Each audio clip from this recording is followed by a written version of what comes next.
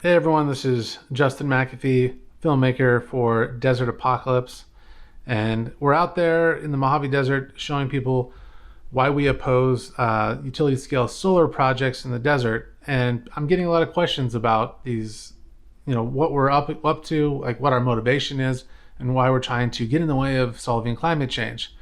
So this video is about the fundamental problem with focusing solely on climate change as I guess the main problem for humanity. I think a simple metaphor might help us here. If you have two diseases at the same time and both of those diseases will kill you, if you just focus on curing one of the diseases, you're still going to die. And I think that's the point, is that climate change is an existential threat to humanity. It's caused by the extraction and growth of fossil fuel consumption. It's still happening. Fossil fuels haven't peaked, even though we've replaced a lot of fossil fuels. Not replaced, actually. We have a large portion of the grid is now renewable energy. Why hasn't fossil fuels peaked? It's because even though we have more and more renewable energy, we still use more and more fossil fuels. Without question, this is a problem.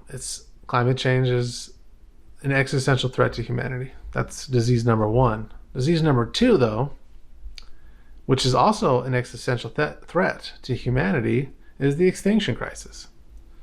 Scientists have not hesitated to say that the extinction crisis is a co-equal threat to humanity as the climate crisis.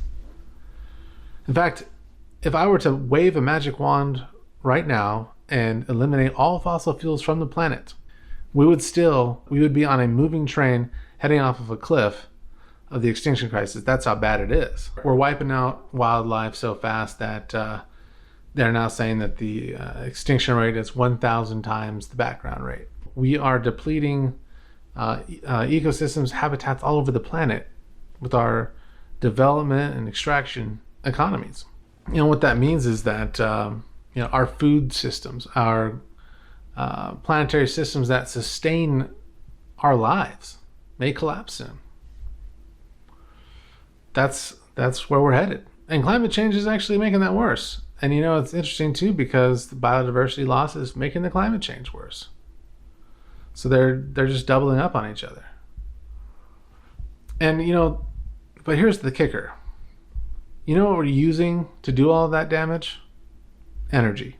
Industrial energy fuels the murdering of our planet. And so I think the question I have is, if industrial energy is the tool that we use to kill the planet, do we really want to be in a rush to just focus all of our energy on replacing fossil fuels with another form of industrial energy that's just going to be the fuel that we use to kill the planet with?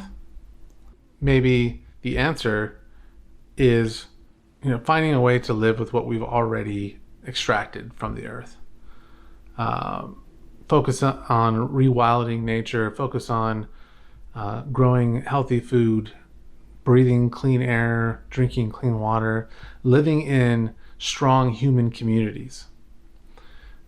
Taking what we actually need from the planet.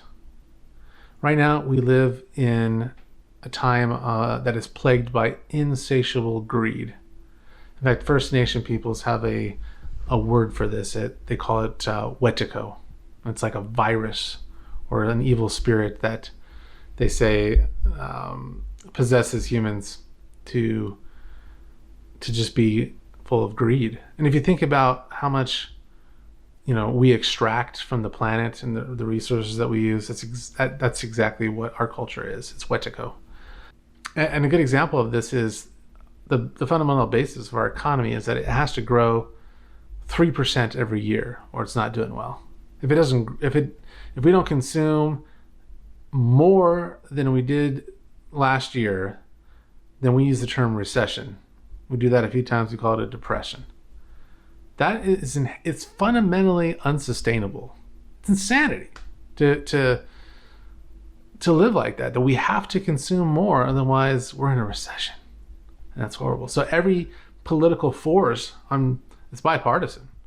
We have to extract and to sell more junk.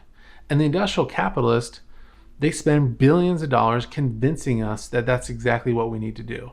In fact, not only do they convince us we need it, they convince us that the alternative is, they drive fear about any alternatives to this. That's why they use the word depression. A lot of times people are like, oh, so you want to live like a caveman? As if, humans were in the state of caveman until the iPhone was invented.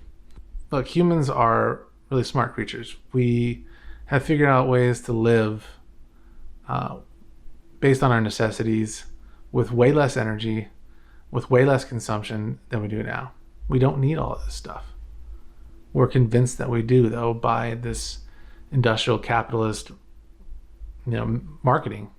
They own all the media. They convince us of all this stuff. This is why we question this obsession to focus all of our energy, no matter what else is the problem, with finding, highly extractive energy sources to replace fossil fuels with. Solar, wind, any of those things, they're highly extractive, highly environmentally damaging, but we don't care because the industrial capitalist favors this kind of energy because they can use that as well to continue doing what they've been doing. This is the source of their power and their wealth is, this extractive, resource consumptive, economy. And so if you're supporting these kinds of energy sources, you're basically supporting that extractive system. We have to change. But you know what? If we have an illness that's going to kill us, we have to start questioning the way we've been living. And any doctor will tell you that, a lot of times their patients know what will cure them. They know what they need to change about themselves to get better, but they still refuse. In fact, that's a lot of times what I do see among people is just a refusal to change. They can't imagine living any other way than we live now. They can't imagine it, or they don't believe it's politically feasible, so they don't even want to make the effort to. But I think that's the point is, we can either get better from these diseases, from these existential threats, or we can just focus on one of them and ignore the other one and die. The future of humanity and millions of species depends on how we answer these questions and whether we decide that we want to change. So that's kind of the philosophy behind our opposition to large-scale, utility-scale solar projects on living ecosystems. Certainly, Basin and Range Watch talks about building, solar on rooftops. There's lots of different positions that people take about, building solar in already disturbed lands as an alternative. But I think fundamentally, we have to start asking tough questions about our culture and what we really need to survive, instead of just doing the same thing over and over again expecting a different result. So thanks for listening. I hope you'll visit desertapocalypse.com and check out some of our films in the Nevada desert to see the kind of life that lives out there. We have everything from desert tortoise, bighorn sheep, antelope, burrowing owls, eagles, mountain lions, coyote, Gila monsters, badgers. There's everything out here. These are plant and animal communities. They don't care about our economic system. They don't care about the tough choices we have to make. They just want to live. And I think they have a right to exist. And we've destroyed already so much of the earth. Take a little trip on Google Earth sometime and just look at how much of the forests and grasslands we've destroyed for agriculture, for cities, and everything else. You'd be surprised how very little is left that hasn't been fundamentally changed by humans.